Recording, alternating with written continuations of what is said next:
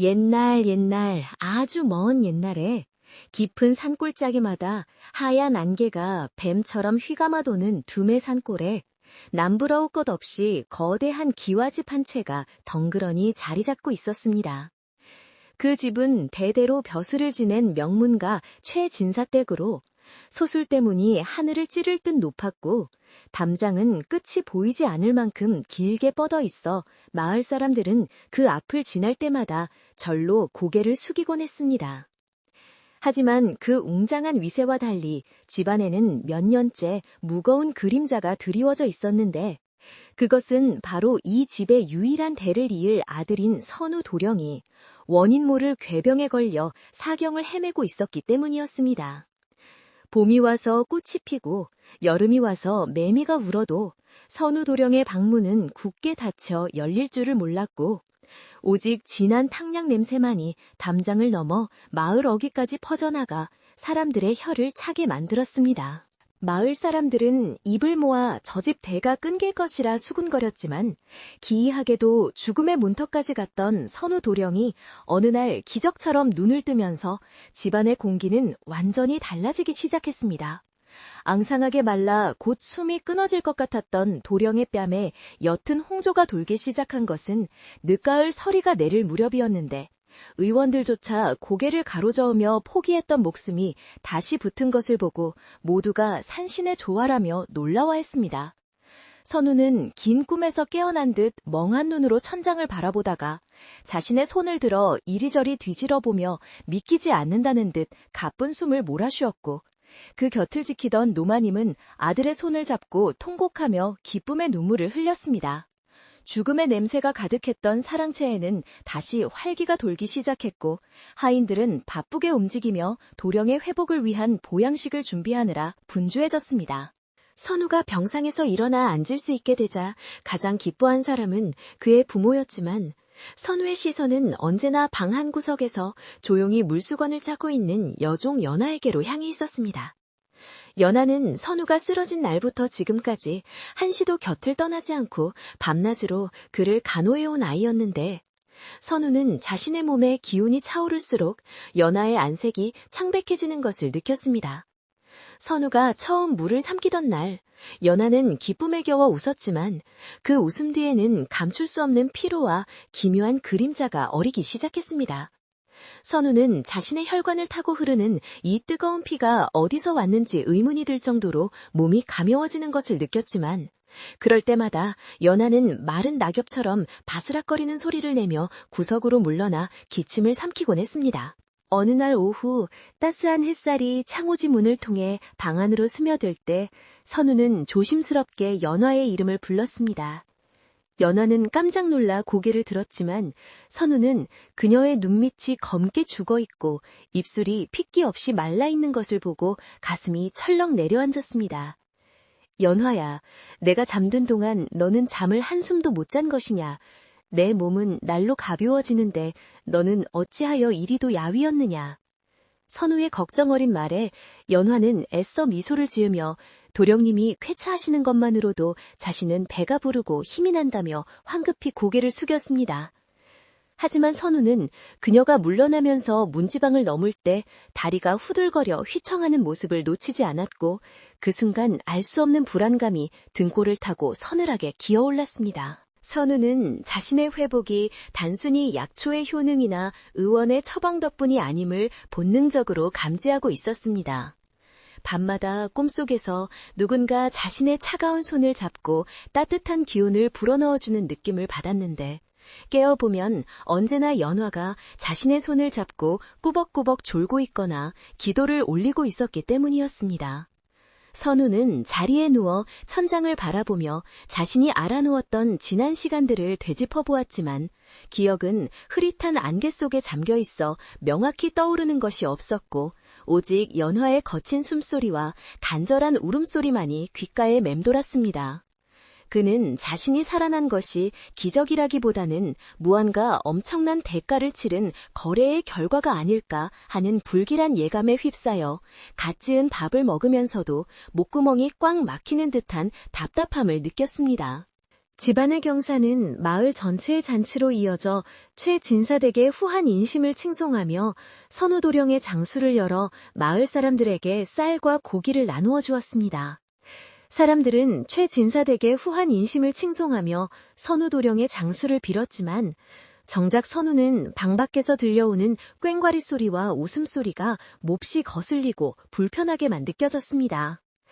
그는 힘겹게 몸을 일으켜 창문을 조금 열고 밖을 내다보았는데 마당 한가운데서 하인들이 분주하게 움직이는 모습 뒤로 연화가 무거운 물동이를 이고 비틀거리며 부엌으로 향하는 모습이 눈에 들어왔습니다. 그녀의 걸음걸이는 마치 땅 위를 걷는 것이 아니라 늪을 헤매는 사람처럼 위태로워 보였고 선우는 당장이라도 뛰쳐나가 그녀를 부축하고 싶었으나 아직 다리에 힘이 온전히 들어가지 않아 주먹만 꽉 쥐어야 했습니다. 시간이 흘러 선우가 지팡이를 짚고 마당을 거닐 수 있을 정도로 회복되었을 때 집안 사람들은 이제 모든 걱정이 사라졌다며 안도의 한숨이 내쉬었습니다. 최진사는 아들에게 이제 글 공부를 다시 시작해야 하지 않겠느냐며 넌지시 물었지만 선우의 마음은 책이 아니라 점점 시들어가는 연화에게 온통 쏠려 있었습니다. 선우는 부모님 몰래 연화를 불러 자신의 보약을 나누어 주려 했으나 연화는 천한 것이 어찌 귀한 약을 탐하겠습니까? 라며 극구 사양하고 뒷걸음질 쳤습니다. 선우가 억지로 약그릇을 내밀자 연화의 눈빛이 흔들리며 공포에 질린 듯한 표정을 지었는데 그것은 단순히 윗사람에 대한 예의가 아니라 마치 그 약을 먹으면 큰일이라도 날 것처럼 두려워하는 기색이 역력했습니다. 선우는 밤이 되면 잠을 이루지 못하고 뒤척이며 자신의 몸 상태를 예민하게 관찰하기 시작했습니다. 심장은 힘차게 뛰고 있었고 폐는 맑은 공기를 깊이 들이마실 수 있었지만 이 생명력이 자신의 것이 아닌 남의 옷을 빌려 입은 것처럼 어색하고 낯설게 느껴졌습니다. 특히 연화가 곁에 다가와 수건으로 얼굴을 닦아줄 때면 그녀의 손가락 끝에서 전해지는 냉기가 소름 끼칠 정도로 차가웠지만 반대로 선우의 몸은 화로처럼 뜨거워지는 기이한 현상이 일어났습니다. 선우는 이것이 단순한 열기가 아니라 연화의 생명이 자신에게로 흘러들어오는 감각이라는 끔찍한 상상을 떨쳐버릴 수 없었습니다. 어느 날 늦은 밤, 선우는 목이 말라 자리에서 일어나 물을 찾다가 문 밖에서 들리는 부모님의 은밀한 대화 소리를 듣게 되었습니다. 이제 한시름 놓았습니다. 산신님께서 약조를 지키시는 모양입니다. 어머니의 떨리는 목소리에 아버지가 낮게 대답했습니다. 그래. 그 아이가 몫을 다하고 있는 게지. 선우가 저리 멀쩡해지니 다행이나 뒷일이 조금 걸리긴 하오. 선우는 숨을 죽이고 문틈으로 귀를 기울였지만 부모님의 대화는 더 이상 이어지지 않고 혀를 차는 소리로 끝을 맺었습니다. 선우는 방으로 돌아와 자리에 누웠지만 그 아이가 누구를 지침하는지 약조가 무엇인지에 대한 의문이 꼬리에 꼬리를 물고 이어져 머릿속이 하얗게 변해버렸습니다. 다음 날 아침 선우는 짐짓 아무것도 모르는 척하며 마당에 나가 햇볕을 쬐고 있는 연화에게 다가갔습니다. 연화는 툇마루에 걸터앉아 졸고 있었는데 햇빛 아래 드러난 그녀의 목덜미와 손목은 앙상하다 못해 투명해 보여 핏줄이 파랗게 비칠 지경이었습니다. 선우가 인기척을 내자 연화는 소스라치게 놀라며 일어났지만 중심을 잡지 못하고 바닥으로 쓰러지듯 주저앉았습니다. 선우가 황급히 그녀를 부축하자 연화의 몸은 마치 깃털처럼 가벼웠고 그녀의 몸에서 나는 식은땀 냄새가 선우의 코를 찔렀습니다. 도령님, 죄송합니다. 제가 잠시 정신을 놓았습니다. 연화가 사시나무 떨듯 떨며 말했지만 선우는 그녀를 놓지 않고 가만히 눈을 들여다보며 물었습니다. 연화야, 내 병이 낫는 것과 네 몸이 아픈 것이 무슨 상관이 있는 것이냐? 혹시 내가 모르는 일이 있는 게 아니냐? 선우의 묵직한 질문에 연화의 눈동자가 심하게 흔들렸고 그녀는 시선을 피하며 아무 일도 아니라며 입술을 깨물었습니다. 하지만 선우는 그녀가 무언가를 숨기고 있다는 것을 확신할 수 있었고 그 숨겨진 진실이 자신의 생명과 직결되어 있다는 생각에 가슴이 답답해졌습니다. 선우는 연화를 억지로 안치고 자신의 겉옷을 벗어 덮어주었지만 연화는 옷이 닿자마자 불에 댄 듯 놀라며 옷을 밀어내었고 그 모습은 선우에게 더 큰 충격과 의구심을 안겨주었습니다. 마을에는 어느새 흉흉한 소문이 안개처럼 퍼져나가기 시작했습니다. 최진사댁 도령이 살아난 것은 경사지만 그 집안에 묘한 살기가 돈다는 이야기가 아낙네들의 입방아에 오르내렸습니다. 우물가에서 만난 아낙들은 빨래를 방망이로 두드리며 저 집 여종 연화가 요즘 사람 꼴이 아니더라 라며 수군댔고 혹시 도령의 액바지로 쓰인 게 아니냐는 끔찍한 추측까지 서슴지 않았습니다. 선우는 산책을 핑계로 마을 어귀까지 나갔다가 사람들이 자신을 보고 황급히 입을 다물며 흩어지는 모습을 보고 자신의 등 뒤에 보이지 않는 꼬리표가 붙어있음을 직감했습니다. 그는 돌아오는 길에 자신의 건강한 다리를 내려다보며 이 다리가 밟고 있는 땅이 단단하지 않고 금방이라도 무너져 내릴 것 같은 공포를 느꼈습니다. 선우의 방 안에는 온갖 귀한 약재와 비단 병풍이 놓여 있었지만 그는 그 화려함 속에서 질식할 것 같은 기분을 느꼈습니다. 밤이 되면 방 안의 공기는 더욱 무거워졌고 선우는 촛불을 켜놓고 멍하니 불꽃을 바라보며 생각에 잠겼습니다. 자신이 죽어가던 시절 몽롱한 의식 속에서 들었던 누군가의 기도 소리, 제 목숨을 가져가시고 도령님을 살려주세요 라고 울부짖던 그 목소리의 주인이 누구였는지 이제는 알 것만 같았습니다. 선우는 그 목소리의 주인이 바로 연화였음을 깨닫고 자신의 생명이 그녀의 간절한 기도, 아니 어쩌면 그녀의 수명 그 자체를 땔감으로 삼아 타오르고 있는 불꽃일지도 모른다는 생각에 몸서리 찼습니다. 며칠 뒤 선우는 식사를 몰리고 방 안에 틀어박혀 옛 의서들을 뒤적이기 시작했습니다. 혹시 자신의 병을 고치는 과정에서 금기된 술법이 사용된 것은 아닌지, 사람의 생명을 옮기는 비법이 있는지 찾아보려 했으나 책에는 그런 내용은 나와 있지 않았습니다. 하지만 선우의 마음속 의심은 잡초처럼 무성하게 자라나 이제는 부모님이 건네주는 탕약조차 의심스러워 마실 수 없게 되었습니다. 그는 약사발을 몰래 화초에 부어버렸는데 며칠 후 그 싱싱하던 화초가 검게 타들어가며 말라 죽는 것을 보고 경악을 금치 못했습니다. 이것은 사람을 살리는 약이 아니라 무언가를 억지로 비틀고 짜내어 생명력을 유지시키는 독약과도 같은 것임이 분명했습니다. 선우는 이제 밤마다 잠든 척하며 집안의 동태를 살폈습니다. 깊은 밤이 되면 어머니가 은밀히 별당 뒤편에 있는 신당으로 향하는 발자국 소리가 들렸고 그곳에서 들려오는 징소리와 주문 외는 소리가 새벽닭이 올 때까지 계속되었습니다. 선우는 어느 날 용기를 내어 어머니의 뒤를 밟아보기로 결심했고 어둠 속에 몸을 숨긴 채 신당 근처까지 다가갔습니다. 신당 문은 굳게 닫혀 있었지만 문살 사이로 새어나오는 불빛과 함께 무당의 날카로운 목소리가 들려왔습니다. 아직 부족합니다. 그 아이의 징기가 다할 때까지 멈추면 아니 됩니다. 도령님의 명줄이 끊어지지 않으려면 계속 부어 넣어야 합니다. 그 말을 듣는 순간 선우는 다리에 힘이 풀려 그 자리에 주저앉고 말았습니다. 자신의 짐작이 틀리지 않았다는 사실, 아니 짐작보다 더 끔찍한 현실이 눈앞에 펼쳐지고 있었습니다. 부모님은 아들을 살리기 위해 연화라는 재물을 바치고 있었고 자신이 하루하루 건강해지는 것은 연화가 하루하루 죽어가고 있다는 증거였습니다. 선우는 입을 막고 터져나오려는 비명을 삼켰지만 가슴속에서는 뜨거운 분노와 죄책감이 용암처럼 들끓어 올랐습니다. 그는 비틀거리는 걸음으로 자신의 방으로 돌아와 거울 속에 비친 자신의 얼굴을 바라보았습니다. 붉은 입술, 맑은 눈동자, 윤기 흐르는 피부, 그 모든 것이 연화의 피와 살을 훔쳐 만든 가면처럼 느껴져 견딜 수가 없었습니다. 선우는 다음 날 아침 연화를 자신의 방으로 불렀습니다. 연화는 더욱 쇠약해진 모습으로 들어와 문가에 무릎을 꿇었는데 그녀의 숨소리는 거칠었고 손은 파들파들 떨리고 있었습니다. 선우는 연화에게 가까이 오라고 명했지만 연화는 고개를 저으며 도령님께 병기운이 옮길까 두렵습니다. 라고 거절했습니다.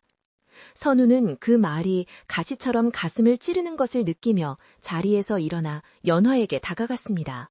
그리고 그녀의 앙상한 손목을 잡아채며 낮지만 단호한 목소리로 물었습니다. 내 병은 다 나았다. 그런데 너는 왜 죽어가고 있느냐? 내게 사실대로 말해다오. 네가 나를 위해 무엇을 하고 있는 것이냐? 연화는 선우의 강렬한 눈빛에 압도되어 아무 말도 하지 못한 채 눈물만 흘렸습니다. 그녀의 눈물은 맑지 않고 탁했으며 그것을 보는 선우의 마음은 갈갈이 찢어지는 듯했습니다. 선우는 연화의 침묵이 긍정임을 알았고 그녀가 자신의 생명을 지키기 위해 스스로를 희생하고 있다는 사실에 뼈저린 고통을 느꼈습니다. 선우는 연화의 손을 자신의 뺨에 가져다 대며 내 목숨은 너의 것이다. 네가 죽으면 나도 죽는다. 라고 속삭였지만 연화는 화들짝 놀라며 손을 빼내고 도망치듯 방을 나가버렸습니다. 선우는 텅 빈 방에 홀로 남아 자신의 이기적인 생존이 얼마나 잔인한 일인지 뼈저리게 통감했습니다. 이제 선우의 목표는 단 하나, 병을 낫는 것이 아니라 이 저주받은 생명의 연결고리를 끊는 것이 되었습니다. 그는 자신이 건강해질수록 연화가 죽어간다면 자신이 다시 아파지거나 죽어야만 연화가 살 수 있다는 결론에 도달했습니다. 선우는 그때부터 몰래 음식을 줄이고 밤에는 창문을 열어 찬바람을 맞으며 자신의 몸을 혹사시키려 했지만 이상하게도 그의 몸은 강철처럼 단단해져 쉽게 상하지 않았습니다. 마치 누군가가 강력한 힘으로 그의 명줄을 붙잡고 놓지 않는 것처럼 아무리 애를 써도 병색은커녕 기운만 더 펄펄 넘치는 기이한 천상이 계속되었습니다. 마을에는 봄이 찾아와 매화가 흐드러지게 피었지만 최진사댁의 분위기는 겨울보다 더 차갑게 얼어붙어 있었습니다. 하인들은 주인 댁의 눈치를 보며 숨소리조차 크게 내지 못했고 연화는 이제 거동조차 힘겨워 방 안에 누워 지내는 날이 많아졌습니다. 선우는 매화나무 아래 서서 흩날리는 꽃잎을 바라보며 생각했습니다. 꽃이 지면 열매가 맺히듯 누군가 지면 누군가 살아나는 것이 자연의 이치라지만 나는 그 이치를 거스르겠다. 신이 정한 운명이 이토록 잔인하다면 내가 그 운명을 부수고 너를 살리겠다. 선우의 눈빛은 병약했던 도령의 것이 아니라 먹이를 노리는 맹수처럼 서늘하고 독하게 빛나고 있었습니다. 바람이 세차게 불던 어느 날 밤 선우는 마침내 결단을 내리고 집안 깊숙이 숨겨져 있던 갑오인 검을 꺼내들었습니다.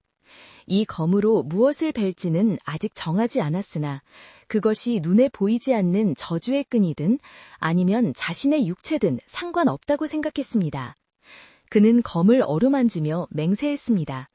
자신의 병을 씻어낸 물이 연화의 피라면 그 물을 다시 엎질러서라도 그녀에게 돌려주겠노라고.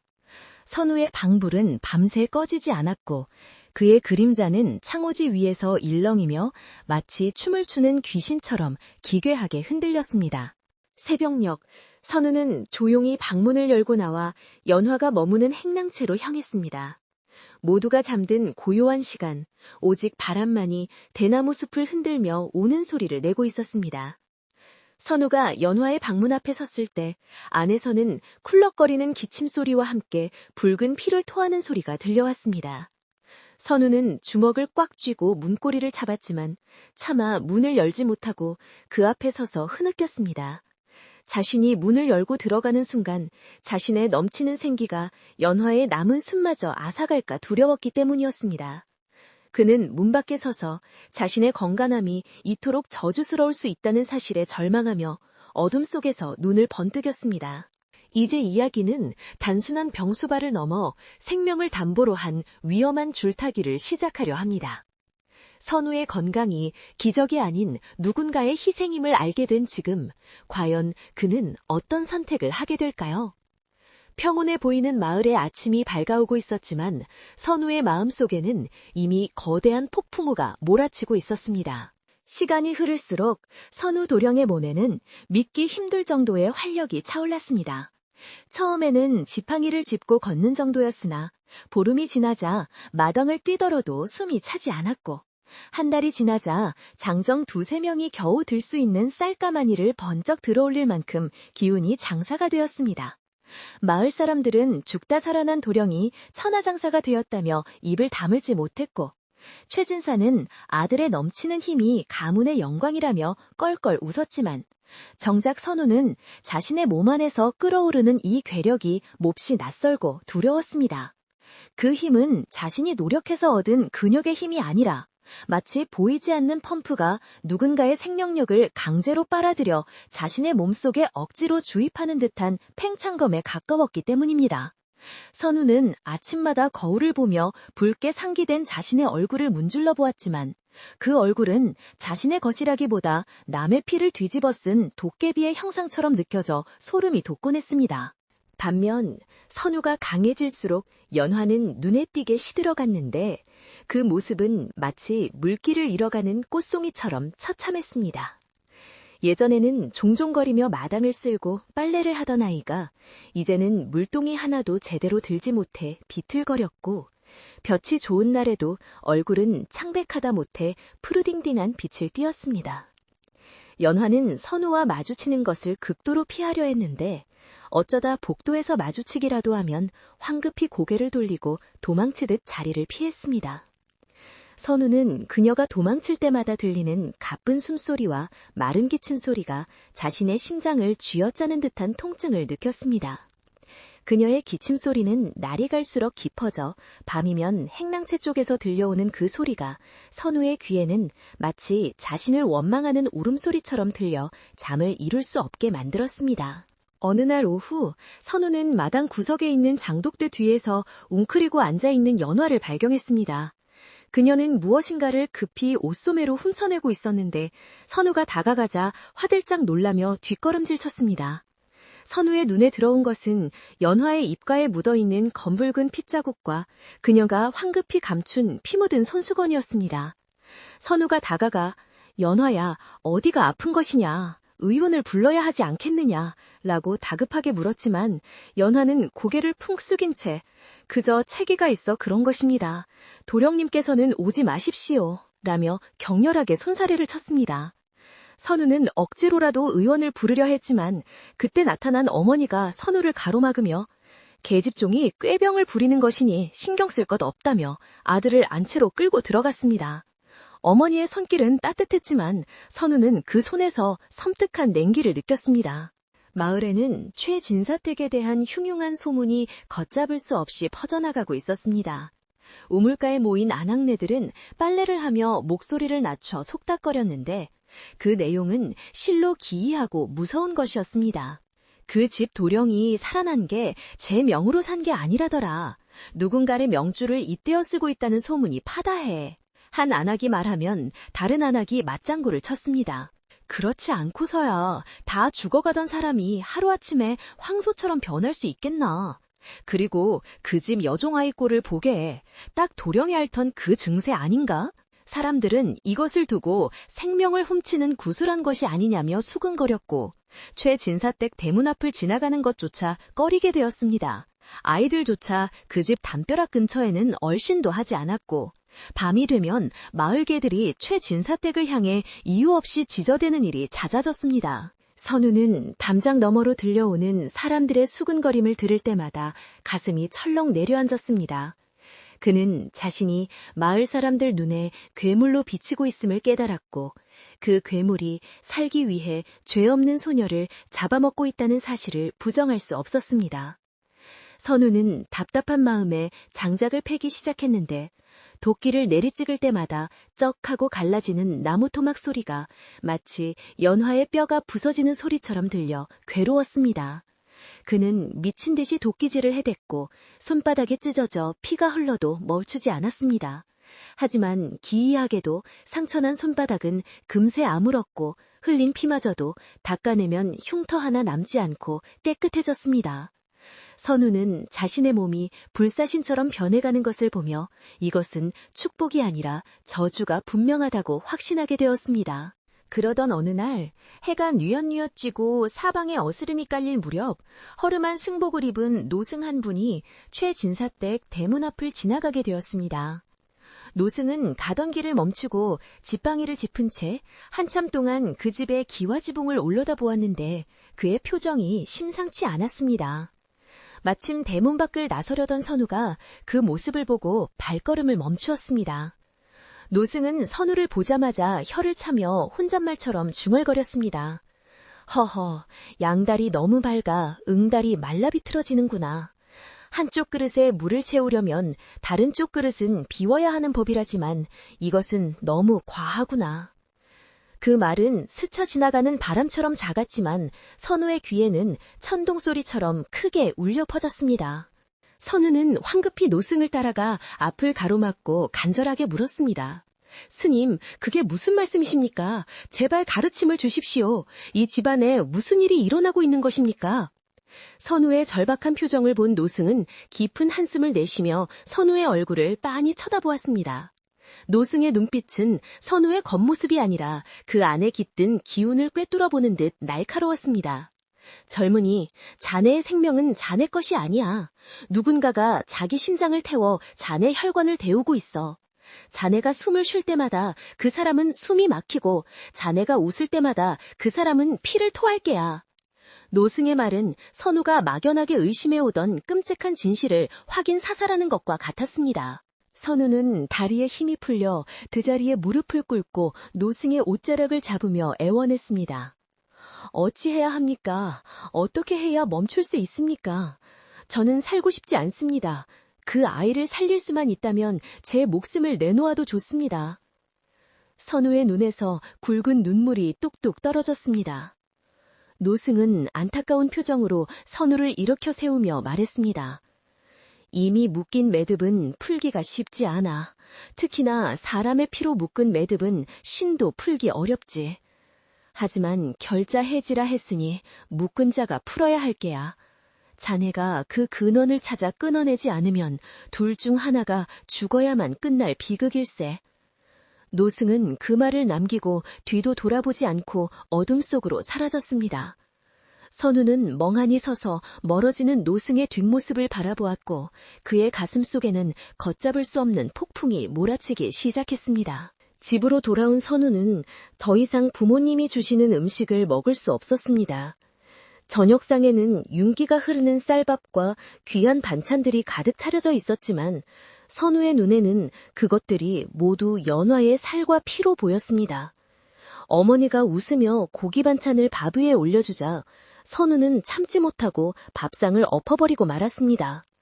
그릇이 깨지고 반찬이 사방으로 튀는 요란한 소리에 집안이 발칵 뒤집혔습니다. 최 진사가 달려와 이게 무슨 폐악질이냐라고 호통을 쳤지만 선우는 붉게 충혈된 눈으로 아버지를 노려보며 소리쳤습니다. 이 밥이 넘어갑니까? 저 아이가 피를 토하고 죽어가는데 우리만 이렇게 배불리 먹고 사는 게 사람의 도리입니까? 도대체 저에게 무슨 짓을 하신 겁니까? 아버지는 선우의 말에 잠시 당황한 기색을 보였으나 이내 싸늘한 표정으로 바뀌어 하인들에게 명령했습니다. 도령이 아직 병기운이 남아 정신이 오락가락하는 모양이다. 방에 가두고 아무도 들이지 마라. 하인들이 머뭇거리며 다가오자 선우는 그들을 뿌리치려 했으나 순간 현기증을 느끼며 비틀거렸습니다. 밥을 먹지 않아 몸이 약해져야 정상인데 오히려 배고픔을 느낄수록 몸 안에 무언가가 더욱 강렬하게 꿈틀거리며 생기를 갈구하는 것이 느껴졌습니다. 그것은 마치 기생충이 숙주의 영양분을 빨아먹듯 선우의 의지와 상관없이 연화의 생명력을 더욱 거세게 끌어당기는 느낌이었습니다. 선우는 자신이 괴물이 되어가고 있다는 공포에 질려 비명을 질렀습니다. 방에 갇힌 선우는 창문을 통해 밖을 내다보며 연화의 안위를 걱정했습니다. 마당 건너편 행랑채 쪽은 불이 꺼져 있어 칠흑같이 어두웠고 가끔 들려오던 기침소리마저 끊겨 고요했습니다. 그 고요함이 선우를 더욱 불안하게 만들었습니다. 혹시 벌써 죽은 것은 아닐까? 내 몸이 이렇게 펄펄 끓는 것을 보니 연화의 마지막 기운까지 다 빨아먹은 것은 아닐까? 온갖 나쁜 상상이 꼬리에 꼬리를 물었고 선우는 방 안을 서성이며 손톱을 물어뜯었습니다.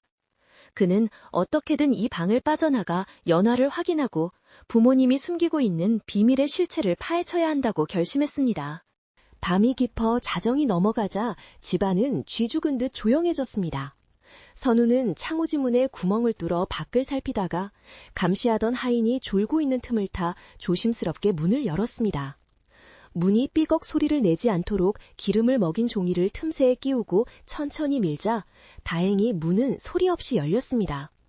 선우는 고양이처럼 살금살금 마루를 지나 신발을 신지 않은 채 맨발로 마당으로 내려섰습니다. 차가운 흙의 담촉이 발바닥에 전해졌지만 선우의 몸은 여전히 뜨거웠습니다. 그는 숨을 죽이고 부모님의 거처인 안채 뒤편으로 향했습니다.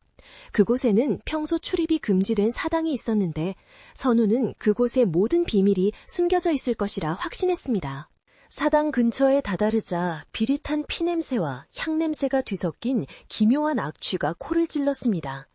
사당 문은 굳게 잠겨 있었지만 선우는 힘으로 자물쇠를 비틀어 부수고 안으로 들어갔습니다. 촛불을 켜자 드러난 사당 내부의 모습은 충격적이었습니다. 제단 위에는 선우의 사주단자와 연화의 사주단자가 붉은 실로 칭칭 감겨 묶여 있었고 그 아래에는 목이 잘린 닭과 말라비틀어진 약초들이 흩어져 있었습니다. 그리고 벽면에는 알 수 없는 부적들이 도배되어 있었는데 그 부적들은 모두 사람의 형상을 하고 서로 연결된 탯줄 같은 그림으로 이어져 있었습니다. 그것은 누가 봐도 한 사람의 명을 다른 사람에게 옮기는 저주의 의식임이 분명했습니다. 선우는 떨리는 손으로 붉은 실로 묶인 사주단자를 집어들었습니다. 실은 축축하게 젖어 있었는데 자세히 보니 그것은 물이 아니라 피였습니다. 연화의 이름이 적힌 종이는 검게 변색되어 있었고 선우의 이름이 적힌 종이는 핏빛으로 붉게 빛나고 있었습니다. 이것이었구나. 이것으로 우리를 묶어놓았구나. 선우는 분노와 슬픔에 잠겨 사주단자를 찢어버리려 했지만 종이는 마치 가죽처럼 질겨서 쉽게 찢어지지 않았습니다. 그때 뒤에서 서늘한 바람과 함께 인기차기 느껴졌습니다. 선우가 놀라 뒤를 돌아보자 그곳에는 아버지가 무표정한 얼굴로 서 있었습니다. 그걸 건드리지 마라. 네가 살 길은 그것뿐이다. 아버지의 목소리는 낮고 단호했습니다. 선우는 사주단자를 쥔 채 뒷걸음질치며 외쳤습니다. 이게 사는 길입니까? 남의 목숨을 훔쳐 사는 게 사람의 길입니까? 차라리 죽겠습니다. 연화를 살려내고 저는 죽겠습니다. 하지만 아버지는 한 발짝 다가오며 차갑게 말했습니다. 너는 우리 가문의 유일한 희망이다. 천한 종년 하나 죽는다고 세상이 뒤집히지 않는다. 이미 굿은 끝났고 되돌릴 방법은 없다. 얌전히 받아들여라. 아버지의 눈에는 아들에 대한 사랑보다는 가문을 이어야 한다는 맹목적인 집착만이 가득 차 있었습니다. 선우는 아버지의 태도에 절망감을 느꼈습니다. 대화로는 이 관계를 멈출 수 없음을 깨달은 선우는 아버지를 밀치고 밖으로 뛰쳐나갔습니다. 아버지가 고함을 치며 하인들을 불렀지만 선우의 괴력을 당해낼 자는 없었습니다. 선우는 곧장 연화가 있는 행랑채로 달려갔습니다. 행랑채 문을 박차고 들어가자 차가운 냉골 바닥에 호디불 하나만 덮고 누워있는 연화가 보였습니다. 그녀는 이미 의식이 없는 듯 미동도 하지 않았고 입가에는 굳은 피가 말라붙어 있었습니다. 방 안에는 썩은 냄새와 죽음의 기운이 가득했습니다. 선우가 연화를 안아들자 그녀의 몸은 얼음장처럼 차가웠습니다. 연화야, 눈 좀 떠보거라. 제발. 선우의 절규에 연화가 힘겹게 눈을 떴습니다. 그녀의 동공은 풀려 있었고 시선은 허공을 헤매고 있었습니다. 또, 령님? 연화의 목소리는 모기 소리보다 작았습니다. 선우는 자신의 뜨거운 체온을 그녀에게 나눠주려는 듯 꽉 끌어안았지만 그럴수록 연화는 더욱 고통스러워하며 몸을 비틀었습니다. 뜨거워요. 불이 들어와요. 연화의 비명에 선우는 깜짝 놀라 그녀를 놓아주었습니다. 자신의 다음조차 그녀에게는 고문이 되고 있다는 사실에 선우는 억장이 무너졌습니다. 그때 마당에는 횃불을 든 하인들이 몰려들었고 어머니가 울부짖으며 달려왔습니다. 안 된다. 그 아이에게서 떨어져라. 부정을 탄다. 어머니는 선우를 떼어 넣으려 했지만 선우는 어머니를 뿌리치고 연화 앞을 막아섰습니다. 횃불의 붉은 빛이 선우의 얼굴을 비추었는데 그 표정은 더 이상 순한 도령의 것이 아니었습니다. 그는 마치 쥐옥에서 돌아온 귀신처럼 살기 어린 눈빛으로 사람들을 노려보았습니다. 누구든 다가오면 가만두지 않겠다. 이 아이를 건드리는 자는 내 손에 죽을 것이다. 선우의 기세에 눌려 하인들은 주춤거리며 뒤로 물러났습니다. 하지만 연화는 이미 한계에 다다른 듯 했습니다. 그녀는 거칠게 숨을 몰아쉬며 피를 한 움큼 토해냈습니다. 선우는 옷자락으로 그녀의 피를 닦아주며 오열했습니다. 미안하다, 정말 미안하다.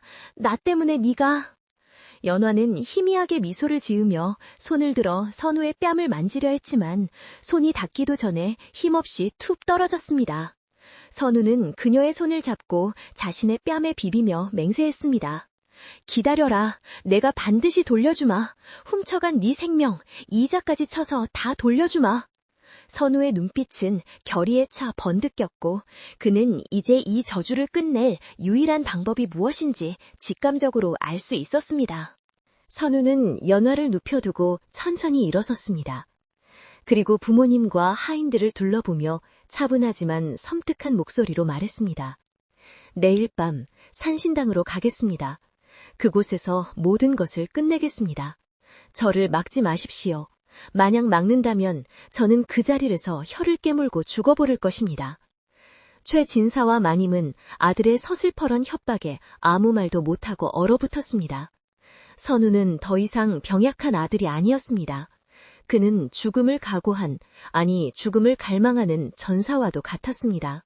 비바람이 몰아칠 듯 밤하늘에는 먹구름이 잔뜩 끼어 있었고 멀리서 천둥 소리가 우르릉거리며 다가오고 있었습니다. 최진사댁의 기와지붕 위로 불길한 까마귀 울음소리가 울려 퍼졌습니다. 선우는 방으로 돌아와 하얀 소복으로 갈아입었습니다. 내일 밤 그는 자신을 제물로 바쳐 연화를 살리는 마지막 의식을 치를 준비를 시작했습니다. 그것은 부모가 맺은 계약을 파괴하고 자신의 목숨을 대가로 신과 단판을 짓는 위험천만한 도박이었습니다.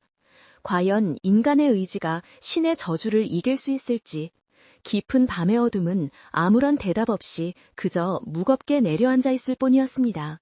선우가 산신당으로 가겠다고 선언한 뒤 최진사댁의 아침은 폭풍전야처럼 무겁고 기이한 침묵 속에 잠겨 있었습니다. 밤새 천둥이 치고 비가 쏟아질 듯 하늘이 울어대더니 날이 밝자마자 검은 먹구름이 지붕을 짓누를 듯 낮게 내려앉아 마당에는 대낮임에도 불구하고 초저녁 같은 어스름이 깔렸습니다. 하인들은 감히 마당을 가로질러 다니지도 못하고 처마 밑에 붙어 종종 걸음을 쳤고 부엌에서 밥 짓는 연기조차 바람에 흩어지지 않고 땅으로 깔려 음산한 분위기를 더했습니다.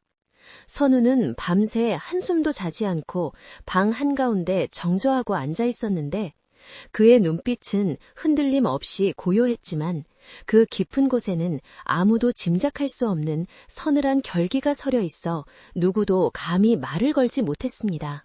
최진사와 안방마님은 아들의 방 문밖을 서성이며 안절부절 못했습니다. 아들이 제 발로 산신당에 가서 무엇을 하려는지, 그 끝을 낸다는 말이 무슨 의미인지 도무지 가늠할 수 없었기 때문입니다.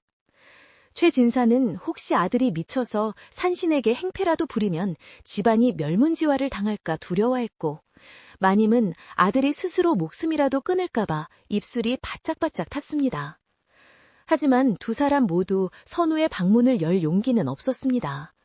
어젯밤 선우가 뿜어내던 그 살기 어린 기운은 부모 자식 간의 연을 넘어선 마치 다른 세상에서 온 존재의 위압감 같았기에 그들은 그저 방문 창호지에 비친 아들의 그림자만 멍하니 바라볼 뿐이었습니다. 정오가 지나자 선우는 조용히 하인을 불러 목욕물을 데우라 일렀습니다.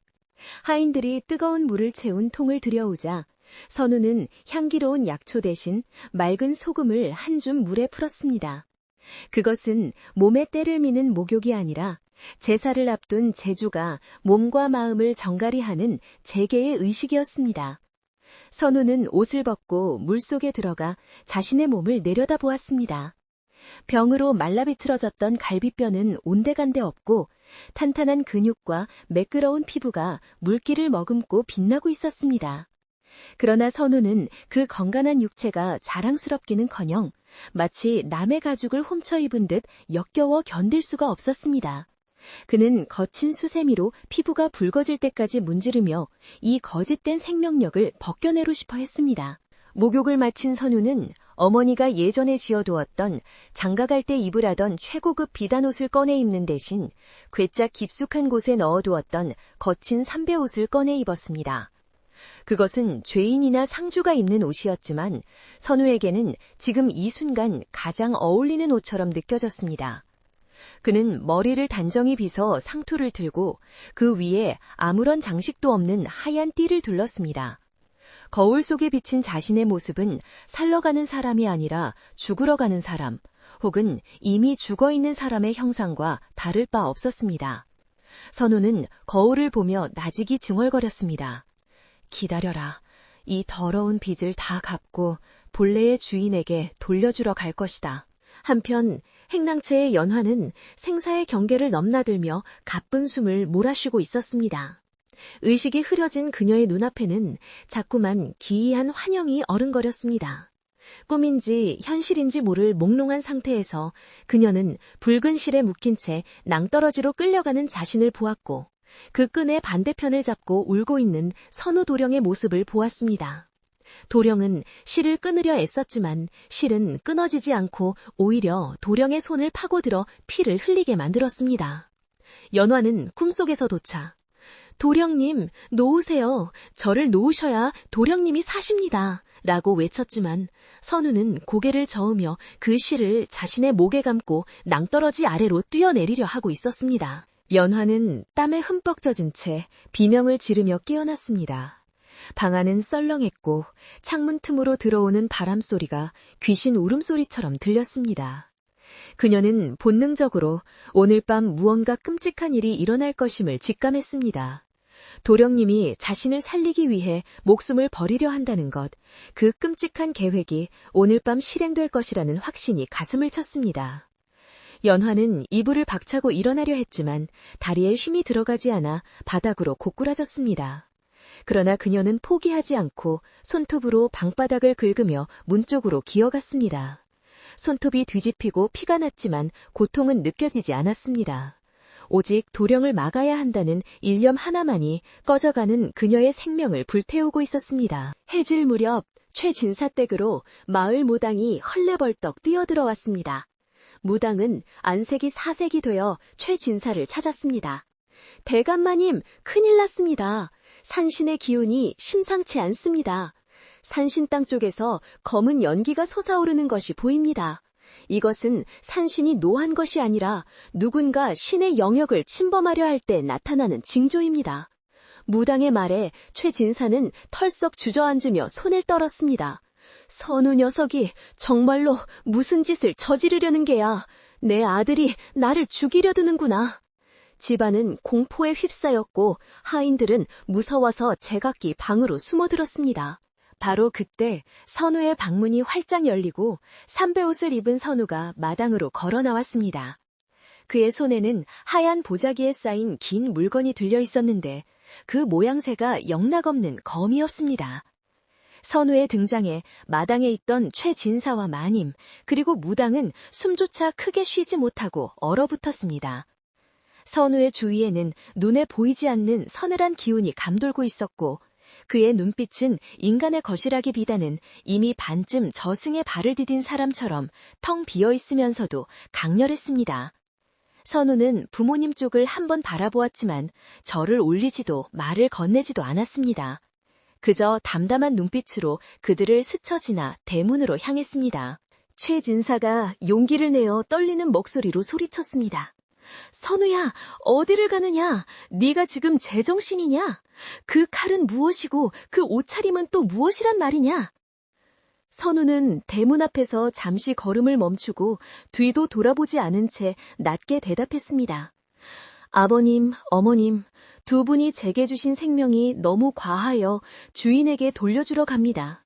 남의 옷을 입고는 하루도 편히 잠들 수 없으니 이제 그만 벗으려 합니다. 그 말은 차분했지만 뼈를 깎는 듯한 단호함이 배어있어 듣는 이의 가슴을 서늘하게 만들었습니다. 마님은 아이고 내 새끼가 죽으러 가는구나 하며 땅을 치고 통곡했지만 선우는 들리지 않는다는 듯 대문을 밀고 나갔습니다. 선우가 집을 나서자 기다렸다는 듯 굵은 빗방울이 후두둑 떨어지기 시작했습니다. 하늘은 완전히 어둠에 잠겼고 가끔 번쩍이는 번개만이 산으로 향하는 길을 희미하게 비춰주었습니다. 선우는 비를 맞으며 뚜벅뚜벅 걸어갔습니다. 그의 발걸음은 무거웠지만 망설임은 없었습니다.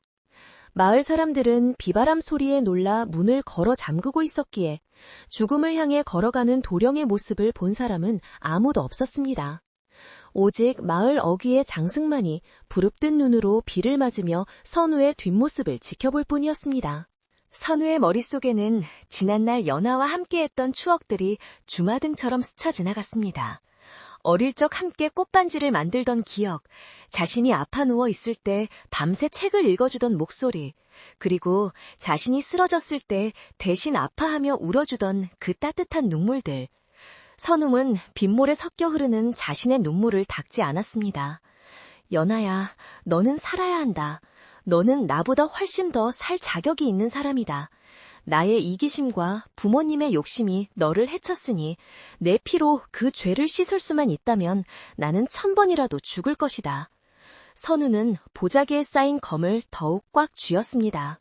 그 시각 행랑채의 연하는 마침내 방문을 열고 밖으로 나왔습니다. 비바람이 거세게 몰아쳐 그녀의 가녀린 몸을 휘청거리게 했지만 그녀는 이를 악물고 빗속으로 뛰어들었습니다. 도령님, 안 됩니다. 목소리는 빗소리에 묻혀 나오지 않았지만 그녀의 마음은 절규하고 있었습니다. 하인들은 모두 겁에 질려 숨어 있었기에 연하가 밖으로 나가는 것을 막는 사람은 아무도 없었습니다. 연하는 진흙탕에 넘어지고 깨지면서도 선우가 사라진 산 쪽을 향해 엉금엉금 기어갔습니다. 그녀의 흰버선은 흙투성이가 되었고 손바닥은 찢겨 피가 났지만 그녀는 고통을 느낄 새도 없이 산을 향해 나아갔습니다. 그녀의 몸속에 남아있는 마지막 한 줌의 생명력이 선우를 살리기 위해 타오르고 있었습니다. 선우는 산 입구에 도착했습니다. 이곳부터 산신당까지는 가파른 돌계단이 끝없이 이어져 있었습니다. 평소 같으면 숨이 턱까지 차오를 길이었지만 연화의 생명을 나사로든 괴력 덕분에 선우는 거친 숨 하나 내쉬지 않고 산을 올랐습니다. 하지만 육체의 편안함과는 달리 한 걸음 한 걸음 내디딜 때마다 마음은 천근만근 무거워졌습니다. 이 힘이, 이 건강한 다리가 연화의 고통이라는 사실이 뼈저리게 느껴졌기 때문입니다. 번개가 칠 때마다 드러나는 숲의 나무들이 마치 연화의 말라비틀어진 손가락처럼 보여 선우는 괴로움에 몸소리쳤습니다. 산 중턱에 이르자 바람은 더욱 거세져 아름드리 나무들이 뿌리째 뽑힐 듯 흔들렸습니다. 마치 산신이 선우의 방문을 거부하며 돌아가라고 호통치는 듯 했습니다. 하지만 선우는 멈추지 않았습니다. 비켜라! 신이든 귀신이든 내 앞을 막지 마라. 나는 오늘 단판을 지으러 왔다.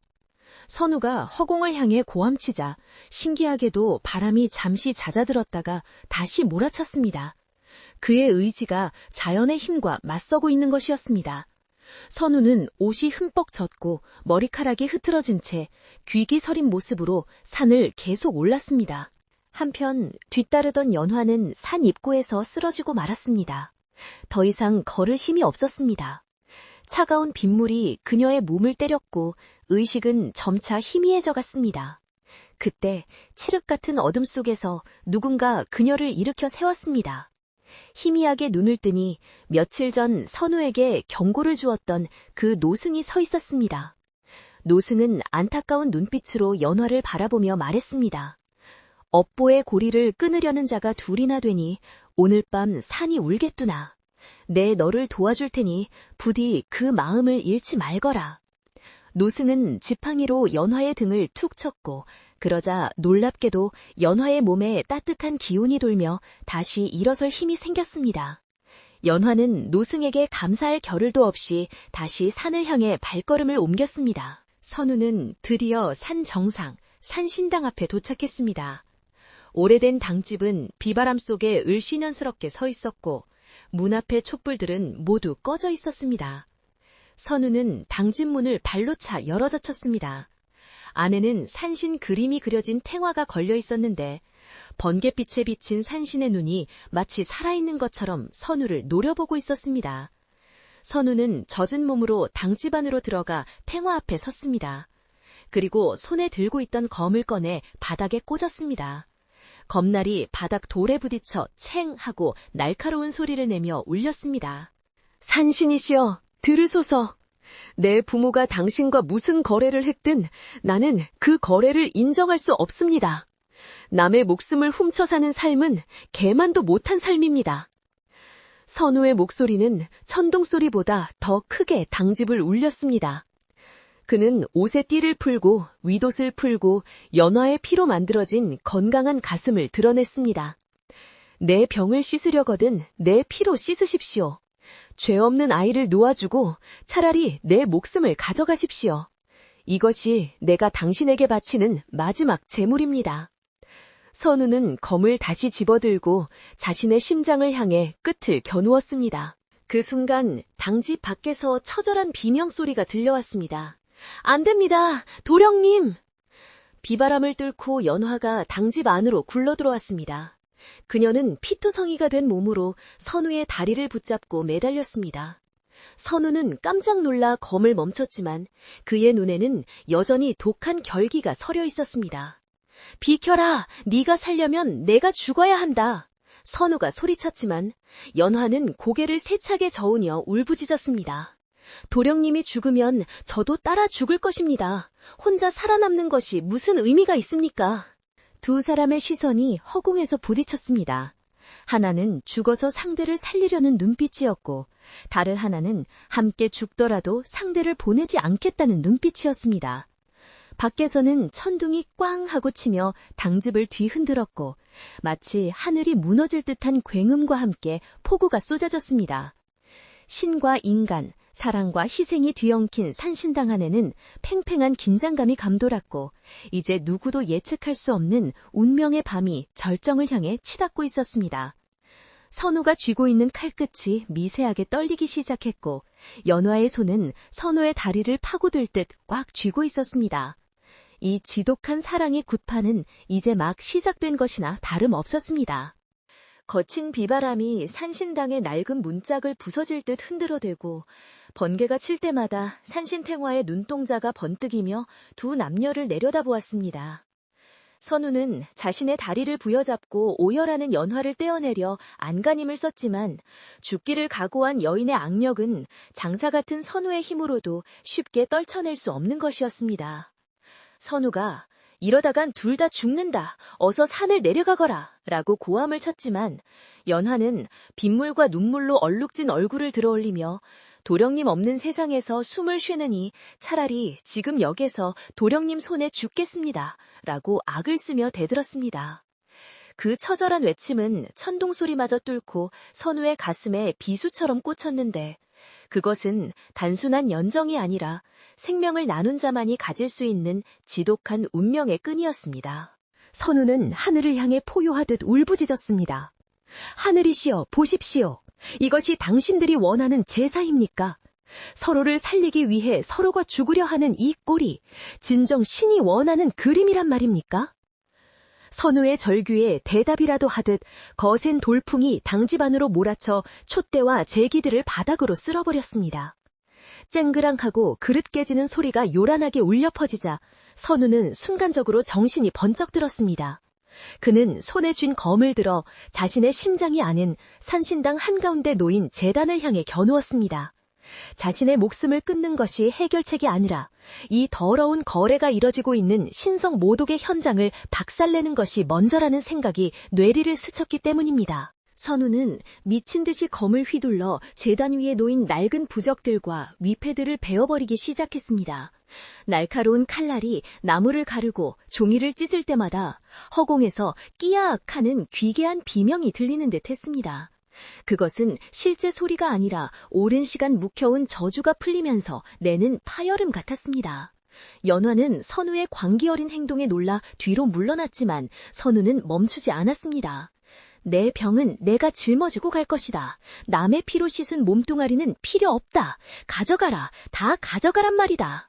선우가 마지막으로 제단 중앙에 향로를 내리치자 검은 연기가 폭발하듯 솟아오르며 당집안을 가득 메웠습니다. 그 순간 거짓말처럼 선우의 몸에서 힘이 빠져나가는 것이 느껴졌습니다. 혈관을 타고 흐르던 뜨겁고 불길한 활력이 썰물처럼 빠져나가고 그 자리에 본래의 병약하고 차가운 기운이 스며들기 시작했습니다. 선우는 다리가 후들거려 서 있을 수 없게 되자 검을 지팡이 삼아 간신히 몸을 지탱했습니다. 동시에 바닥에 주저앉아 있던 연화는 가슴을 짓누르던 바위가 사라진 듯 갑자기 숨통이 트이는 것을 느꼈습니다. 막혀있던 기혈이 뚫리며 따뜻한 온기가 손끝과 발끝으로 퍼져나갔고 창백했던 뼈에는 희미하게 혈색이 돌아오기 시작했습니다. 저주의 시소가 깨지고 두 사람의 생명이 제자리를 찾아가고 있는 것이었습니다. 선우는 비틀거리며 연화에게 다가가 털썩 무릎을 꿇었습니다. 이제 그는 천하장사가 아니라 숨을 헐떡이는 병약한 도령으로 돌아와 있었습니다. 연화야, 괜찮으냐? 선우의 목소리는 떨리고 힘이 없었지만 그 눈빛만은 그 어느 때보다 맑고 깊었습니다. 연화는 선우를 와락겨 안으며 도령님, 몸이 다시 차가워지셨습니다. 라고 울먹였습니다. 선우는 힘겹게 미소 지으며 연화의 등을 토닥였습니다. 그래, 이것이 내 몸이다. 춥고 약하고 보잘것없는 이것이 진짜 나다. 이제 너의 것을 돌려주었으니 마음이 편하구나. 두 사람은 폐허가 된 산신당 바닥에 주저앉아 서로의 체온에 의지한 채 한참을 흐느꼈습니다. 폭풍우가 거짓말처럼 잦아들고 구름 사이로 희미한 달빛이 비칠 무렵 두 사람은 서로를 부축하며 산을 내려오기 시작했습니다. 올라갈 때는 단숨에 뛰어 올라갔던 길이었지만 내려오는 길은 10걸음 걷고 한 번 쉬어야 할 만큼 험난했습니다. 선우는 숨이 차 헉헉거렸고 연화 역시 아직 다리의 힘이 온전치 않아 비틀거렸습니다. 하지만 그들의 발걸음은 그 어느 때보다 가벼웠습니다. 죽음의 무게를 산 정상에 버리고 내려오는 길이었기 때문입니다. 숲속의 나무들은 빗물을 머금고 반짝였고 흙냄새와 풀냄새가 두 사람의 코끝을 스치며 살아있음을 실감하게 해주었습니다. 산 입구에 다다르자 횃불을 든 사람들이 웅성거리며 모여있는 것이 보였습니다. 최진사와 안방마님 그리고 마을 사람들이 걱정과 호기심이 뒤섞인 눈으로 산 쪽을 올려다보고 있었습니다. 선우와 연화가 어둠 속에서 모습을 드러내자 사람들은 귀신이다! 라고 소리치며 뒷걸음질 쳤다가 이내 그들이 사람임을 확인하고 안도의 한숨을 내쉬었습니다. 하지만 그들의 모습은 처참했습니다. 흙투성이가 된 옷, 헝클어진 머리, 그리고 무엇보다 선우 도령이 예전처럼 창백하고 병약한 모습으로 연화에게 기대어 있는 모습이 사람들을 놀라게 했습니다. 취진사는 아들의 모습을 보고 달려와 덥석 어깨를 작았습니다. 선우야, 살아있었구나. 그런데 이게 무슨 꼴이냐. 그 넘치던 기운은 다 어디로 가고 다시 이리 비실거린단 말이냐. 아버지의 목소리에는 아들이 살아온 기쁨보다 아들이 다시 병자가 되었다는 사실에 대한 실망과 당혹감이 더 크게 묻어났습니다. 선우는 아버지를 밀어내지 않고 똑바로 쳐다보며 힘주어 말했습니다. 아버지, 저는 이제야 진짜 살아 돌아왔습니다. 그 괴물 같은 힘은 제 것이 아니었습니다. 아버지가 억지로 끼워 맞춘 남의 생명이었습니다. 마을 사람들이 수군거리며 두 사람을 애워쌌습니다. 저것 봐, 도령이 다시 아픈가 봐. 그럼 그 소문이 진짜였나? 여종의 명을 뺏어 먹고 살았다는 게? 사람들의 의심 어린 눈초리가 최진사 부부에게 쏠렸습니다. 선우는 마을 사람들 앞에서 큰 소리로 말하려 했으나 기침이 터져나와 말을 잇지 못했습니다. 그러자 연화가 나서서 선우를 부축하며 당당하게 말했습니다. 도령님은 산신님께 기도를 올리고 내려오시는 길입니다. 남의 목숨을 탐하지 않고 주어진 명대로 살겠다고 맹세하셨습니다. 이제 도령님의 병은 도령님의 것이고 제 생명은 제 것입니다. 아무도 억울한 희생 없이 각자의 몫을 살게 된 것입니다. 연화의 당찬 말에 마을 사람들은 고개를 끄덕이며 수긍하는 분위기였습니다. 그동안 흉흉했던 소문의 실체가 드러나고 도령이 스스로 그 부정한 힘을 버렸다는 사실이 사람들의 마음을 움직인 것입니다. 한 노인이 나서서 말했습니다. 그래야지. 사람 목숨이 억지로 잊는다고 이어지나. 순리대로 살아야 탈이 없는 법이지. 도령이 큰 결심을 했구만. 사람들은 비록 선우가 다시 약해졌지만 그 눈빛만은 예전보다 훨씬 강인해 보인다고 입을 모았습니다. 최 진사는 쥐구멍이라도 찾고 싶은 심정으로 고개를 숙였고 마님은 주저앉아 소리 없이 눈물을 흘렸습니다. 집으로 돌아온 선우는 쉴 틈도 없이 바로 안채 뒤편의 사당으로 향했습니다.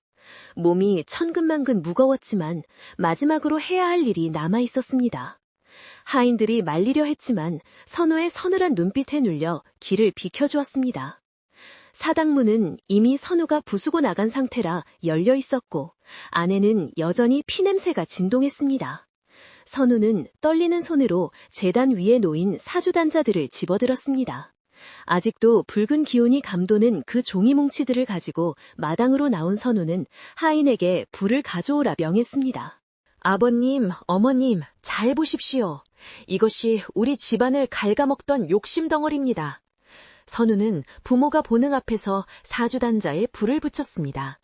종이는 매캐한 연기를 내뿜으며 타오르기 시작했습니다. 불꽃이 사주단자를 집어삼킬 때 기이하게도 종이가 비명을 지르는 듯한 소리가 나며 파란 불꽃이 튀었습니다. 마님은 안 돼! 그걸 태우면 네가 죽을 수도 있어! 라고 비명을 질렀지만 선우는 꿈쩍도 하지 않고 불꽃이 사그라들 때까지 지켜보았습니다. 재가 되어 바람에 날아가는 것을 보며 선우는 비로소 긴 숨을 토해냈습니다. 그날 밤 선우는 심한 열병을 앓았습니다. 고열에 시달리며 헛소리를 하고 식은땀을 흘렸지만 그것은 예전의 정체불명의 궤병과는 달랐습니다. 몸 안에 나쁜 기운이 빠져나가고 몸이 제자리를 찾느라 겪는 명현 반응과도 같았습니다. 연화 역시 긴장이 풀려 몸살이 났지만 아픈 몸을 이끌고 선우의 곁을 지켰습니다. 그녀는 밤새 물수건을 갈아주고 약을 다리며 선우를 간호했습니다. 하지만 이번에는 연화의 얼굴에 죽음의 그림자가 없었습니다. 피곤하지만 생기가 도는 얼굴, 자신의 생명을 깎아먹지 않고 오로지 정성으로만 돌보는 간호였습니다. 새벽녘이 되자 선우의 열이 내리기 시작했습니다. 눈을 뜬 선우는 곁에서 졸고 있는 연화를 보며 안도감에 미소 지었습니다. 그녀의 가슴이 규칙적으로 오르내리는 것을 보며 그녀가 살아있다는 사실에 감사했습니다. 선우는 손을 뻗어 연화의 손을 살며시 잡았습니다. 거칠고 흉터투성이인 손이었지만 선우에게는 세상에서 가장 따뜻하고 아름다운 손이었습니다. 연화가 인기척에 눈을 뜨고 도령님, 정신이 드십니까? 라고 묻자 선우는 쉰 목소리로 대답했습니다. 그래, 이제야 정말 잠을 잔 것 같구나. 악몽은 다 끝났다. 다음 날 아침 최진사는 사랑채에 누워있는 아들을 찾아왔습니다. 그는 하룻밤 사이에 10년은 늙어버린 듯한 모습이었습니다. 선우야, 애비가 어리석었다. 가문을 잇겠다는 욕심에 눈이 멀어 자식에게 못할 짓을 시켰고 죄 없는 아이를 죽일 뻔했구나. 아버지는 아들의 손을 잡고 참회의 눈물을 흘렸습니다. 선우는 아버지의 손을 맞잡으며 말했습니다. 아버님, 가문은 핏줄로 이어지는 것이 아니라 사람의 도리로 이어지는 것입니다. 비록 제 몸이 약하여 벼슬길에 오르지 못하고 대가 끈길지라도 사람답게 살다 가는 것이 진정한 양반의 길이라 생각합니다. 집안의 분위기는 완전히 바뀌었습니다.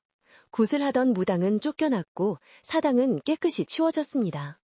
하인들은 더 이상 주인집 눈치를 보며 공포에 떨지 않았고 연화도 종의 신분이 아닌 집안의 은인으로 대우받게 되었습니다. 마님은 곳간을 열어 연화에게 좋은 옷과 음식을 내어주며 지난날의 잘못을 속죄하려 했습니다. 하지만 연화는 비단 옷을 사양하고 다시 무명옷을 입으며 말했습니다. 저는 도령님이 건강해지신 것만으로 족합니다. 다른 보상은 필요 없습니다. 그 겸손한 태도에 마님은 더욱 부끄러움을 느꼈습니다. 소문은 바람을 타고 다시 마을로 퍼져나갔습니다. 이번에는 흉흉한 소문이 아니라 최진사댁 도령이 스스로 괴물이 되기를 거부하고 인간의 길을 택했다는 미담이었습니다. 사람들은 선우의 용기에 감탄했고 그를 병들었으나 마음 많은 장군감이라 칭송했습니다. 마을 아이들도 다시 최진사댁 담장 아래로 모여들어 놀기 시작했고 집 앞을 지나가는 사람들의 발걸음도 한결 가벼워졌습니다. 며칠 후 날씨가 화창하게 갠 날, 선우는 연화의 부축을 받으며 마당으로 나왔습니다. 그는 지팡이를 짚어야 걸을 수 있을 만큼 다시 쇠약해졌지만 표정은 그 어느 때보다 밝았습니다. 마당 한 구석에는 선우가 예전에 심어놓았던 매화나무가 있었는데 신기하게도 죽은 줄 알았던 가지에서 작은 새순이 돋아나고 있었습니다. 선우는 그 새순을 어루만지며 연화에게 말했습니다. 보아라 연화야, 억지로 꽃을 피우려 할 때는 말라 죽더니 순리에 맡기니 저절로 생명이 움트는구나. 우리도 저 나무처럼 천천히 하지만 끈질기게 살아보자꾸나. 연화는 눈물이 그렁그렁한 눈으로 고개를 끄덕였습니다. 예, 도령님. 비바람이 불면 흔들리고 눈이 오면 잠시 쉬어가더라도 꼭 붙어 있겠습니다. 도령님이 제 생명을 지켜주셨으니 이제 제가 도령님의 지팡이가 되어 평생 모시겠습니다. 두 사람은 따스한 햇볕 아래서 서로를 마주보며 약속했습니다. 그것은 피로 맺은 계약이 아니라 마음으로 맺은 진정한 반려의 약속이었습니다. 이렇게 폭풍 같았던 사건은 막을 내리고 최진사댁에는 평범하지만 소중한 일상이 다시 찾아왔습니다. 사람들은 이제 그 집을 도깨비집이라 부르지 않고 사람 사는 집이라 부르게 되었습니다. 선우의 병은 완전히 낫지 않았지만 더 이상 악화되지도 않았습니다. 그는 자신의 한계를 받아들이고 그 안에서 찾을 수 있는 행복을 연하와 함께 만들어가기 시작했습니다. 밤이 되면 사랑채 창문에 은은한 불빛이 켜지고 도란도란 책 읽는 소리가 담장을 넘어 들려왔습니다. 그 소리는 마을 사람들에게 자장가처럼 평온하게 들렸습니다. 이제 마지막 이야기, 두 사람이 만들어가는 소박하지만 따뜻한 결말이 남아있습니다. 모든 갈등이 해소된 후 그들이 진정으로 원했던 삶은 과연 어떤 모습일까요? 세월은 흐르는 물과 같아서 그날 밤 산신당을 뒤흔들었던 비바람의 기억도 계절이 바뀌고 해가 바뀌면서 점차 희미해져 갔습니다.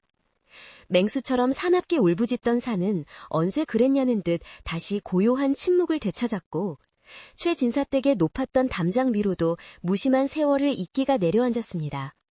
마을 사람들의 입방아에 오르내리던 생명을 훔치는 집이라는 오명은 어느새 사라지고 그 자리에 사람의 도리를 지킨 집이라는 새로운 명성이 자라나기 시작했습니다.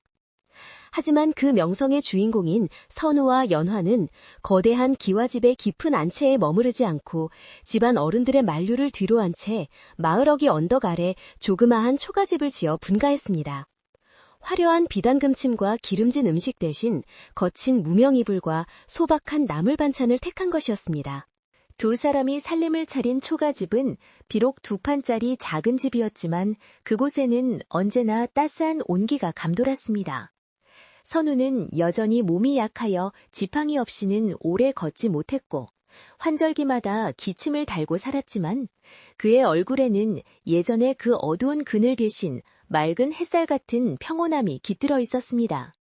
그는 더 이상 벼슬길에 오르려는 욕심을 내지 않고 마을 아이들을 모아 글을 가르치는 훈장 노릇을 하며 소일했습니다. 아침이면 아이들의 책 읽는 소리가 낭낭하게 울려 퍼졌고 그 소리를 듣는 선우의 입가에는 언제나 옅은 미소가 걸려 있었습니다. 자신의 생병을 갉아먹는 공부가 아니라 남에게 지혜를 나눠주는 공부였기에 선우는 비로소 글 읽는 즐거움을 깨달았습니다. 연화는 이제 종의 신분이 아닌 선우의 아내이자 이 작은 집의 안주인으로서 당당하게 살아갔습니다.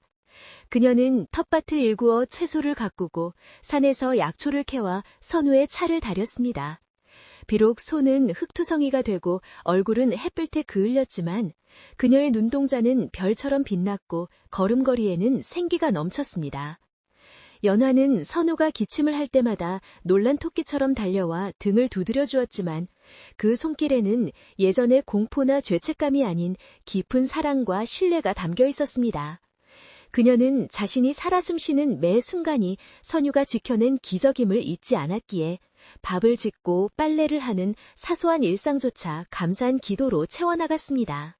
마을 사람들은 오며 가며 이 부부의 집에 들르곤 했습니다.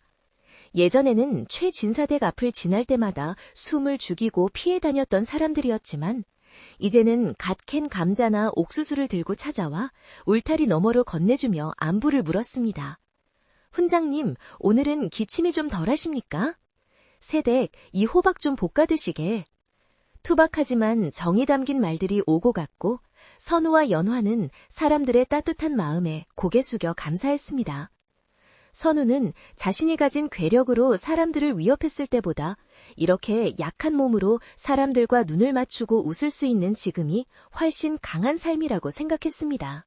계절은 다시 돌고 돌아 사건이 있었던 그날처럼 비가 추적추적 내리는 늦가을 밤이 찾아왔습니다. 밖에서는 찬바람이 문풍지를 때리며 윙윙거렸지만 방 안은 아궁이의 군불 덕분에 훈훈했습니다. 선우와 연화는 작은 소반을 사이에 두고 마주 앉아 따뜻한 차를 마시고 있었습니다. 방 안을 밝히는 호롱불이 일렁이며 두 사람의 그림자를 벽에 비추었는데 그 그림자는 하나로 겹쳐져 마치 한 몸처럼 보였습니다.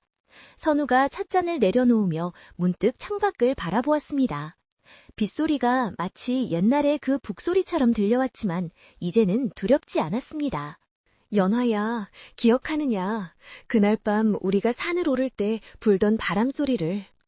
선우의 나직한 물음에 연화는 바느질하던 손을 멈추고 고개를 들었습니다. 어찌 있겠습니까? 제 평생 가장 무섭고도 가장 슬펐던 밤이었습니다. 하지만 동시에 제가 살아있음을 가장 뜨겁게 느꼈던 밤이기도 합니다. 연화의 대답에 선우는 고개를 끄덕였습니다. 나도 그렇다. 그때 내가 칼을 들고 산신당을 부수지 않았다면 나는 지금쯤 껍데기만 남은 괴물이 되어 넓은 기와집에 갇혀 있었겠지. 비록 지금은 다리가 시리고 숨이 차지만 내 힘으로 숨쉬고 내 발로 땅을 딛는 이 느낌이 참으로 좋다. 최진사 부부도 가끔 아들 내외를 보러 오곤 했습니다.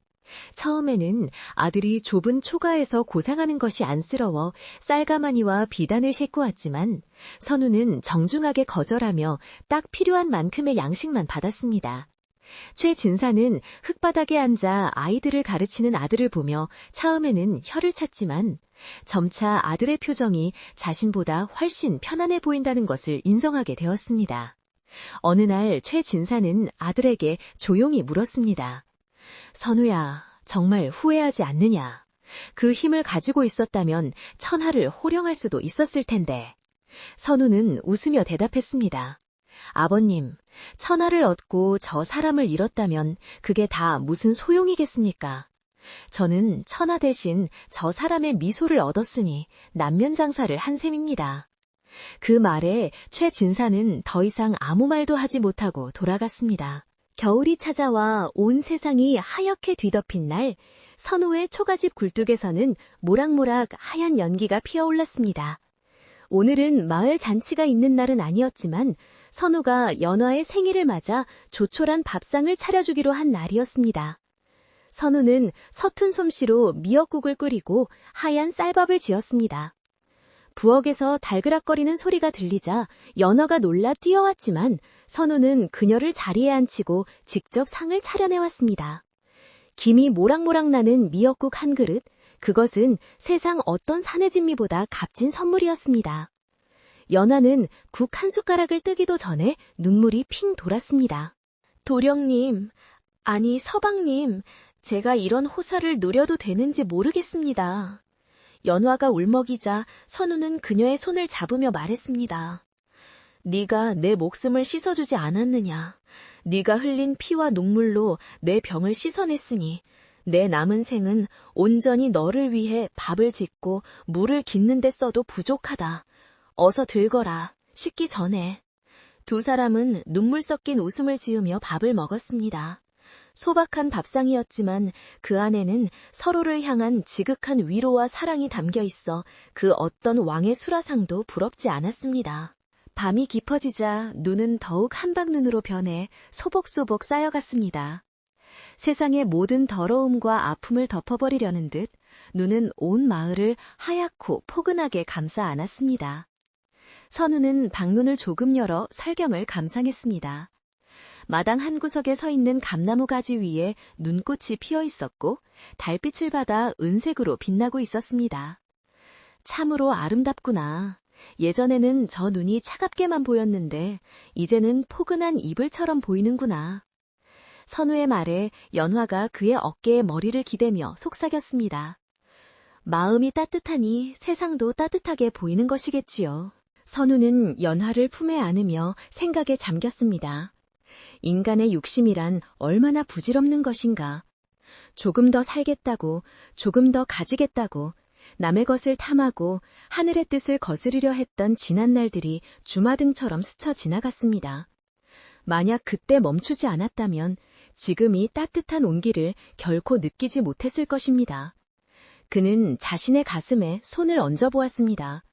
심장은 비록 약하게 뛰고 있었지만 그 박동은 정직하고 규칙적이었습니다. 누구의 희생도 섞이지 않은 오롯이 자신의 생명으로 뛰는 심장이었습니다. 이웃집 노인이 마시를 왔다가 돌아가는 길에 들러 군밤을 한 봉지 놓고 갔습니다. 긴긴 밤 출출할 때 드시게 우리 손자가 훈장님 드리라고 챙겨준 걸세. 노인의 말에 선우는 고마운 마음으로 군밤을 받아들였습니다. 따끈한 군밤을 호호 불어가며 까먹는 재미에 두 사람은 시간 가는 줄 몰랐습니다. 밖에는 바람이 불어도 방 안은 웃음소리로 가득 찼고 그 웃음소리는 담장을 넘어 밤하늘의 별까지 닿을 듯했습니다. 이것이 바로 그들이 그토록 찾아 헤매던 진정한 평화였습니다. 어느덧 새벽닭이 울 시간이 다가오고 있었습니다. 선우는 연화의 무릎을 베고 누웠습니다. 연화는 선우의 머리카락을 천천히 쓰다듬어 주었습니다. 그 손길이 어찌나 부드러운지 선우의 눈꺼풀이 천천히 무거워졌습니다. 연화야, 졸리는구나. 예, 주무세요. 제가 곁에 있을 테니 편히 주무세요. 연화의 자장가 같은 목소리를 들으며 선우는 꿈속으로 빠져들었습니다. 꿈속에서는 그는 더 이상 아프지 않았고 쫓기지도 않았으며 그저 넓은 들판을 연화와 함께 걷고 있었습니다. 선우의 숨소리가 고르게 변하자 연화는 조용히 호롱불의 심지를 낮추었습니다. 방 안은 은은한 어둠에 잠겼고 창호지 문 밖으로 파르스름한 새벽빛이 스며들기 시작했습니다. 연화는 잠든 선우의 얼굴을 한참이나 들여다보았습니다. 핏기 없이 창백하지만 세상에서 가장 평온해 보이는 그 얼굴. 그녀는 선우의 이마에 살며시 입을 맞추며 속으로 기도했습니다. 신이시여, 부디 저희에게 허락된 시간이 길지 않더라도 그 마지막 순간까지 이렇게 서로의 온기를 느끼며 살게 해주소서. 더 이상 남의 것을 탐하지 않고 저희에게 주어진 몫만큼만 사랑하다 가게 해주소서. 그렇게 두 사람은 오래오래 행복하게 살았습니다. 비록 남들처럼 100년을 해로하지 못할지라도 그들이 함께한 하루하루는 1000년의 세월보다 깊고 진했습니다. 마을 사람들은 훗날까지도 그 작은 초가집을 가리키며 이야기했습니다. 저곳에 욕심을 버리고 생명을 얻은 사람이 살았노라고. 진짜 사랑은 남의 목숨으로 내 병을 씻는 것이 아니라 내 목숨으로 상대의 눈물을 닦아주는 것이라고 말입니다. 산골 마을의 깊은 밤, 눈 내리는 소리만이 사각사각 들려오는 평화로운 시간입니다. 욕심으로 얼룩진 병은 사랑으로 씻겨 내려가고 남은 것은 따뜻한 사람의 체온뿐입니다. 이제 여러분도 무거운 짐은 내려놓고 이 두 사람처럼 편안하고 깊은 잠에 드시기를 바랍니다. 그럼 안녕히 주무세요.